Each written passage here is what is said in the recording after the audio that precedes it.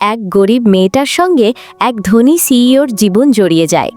মেয়েটা যখনই কোনো আঘাত পায় কিংবা তার স্বামী তাকে অত্যাচার করে, সিইও ঠিক সেই একই রকম ব্যথা অনুভব করে। মেয়েটার স্বামী যখন তাকে লাথি দেয়, সিইও অনুভব করে যেন কেউ তার বুকে পাথর দিয়ে আঘাত করছে। মেয়েটা অ্যাক্সিডেন্ট করলে সিইও সমান আঘাত পায়। তাকে হাসপাতালে নেওয়া হয়। এই ঘটনায় তার শাশুড়ি ছেলের ওপর ভীষণ রেগে যায়। সে বলে, কেন এত টাকা নষ্ট করা হচ্ছে মেয়েটাকে সুস্থ করার জন্য? বাইরে থেকে সবাই জানতো মেয়েটার স্বামী নাকি অত্যন্ত ভালো মানুষ। এদিকে সিইও তার সহকারীকে বলে এই সব ঘটনার কারণ খুঁজে বের করতে। একদিন মেয়েটা হঠাৎ বুঝতে পারে তার স্বামীর ভালো মানুষের মুখের আড়ালে লুকিয়ে আছে এক ভয়ঙ্কর মানুষ। মেয়েটা কাঁদতে শুরু করে। কাঁদতে কাঁদতে তার পায়ে কিছু একটা লেগে পড়ে যায়।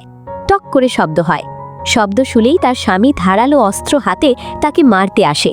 ঠিক সেই মুহূর্তে সিইও সবকিছু অনুভব করে। ভয়ে তার সহকারীর সঙ্গে সঙ্গে একটি স্পেশাল পুলিশ টিম নিয়োগ দেয়।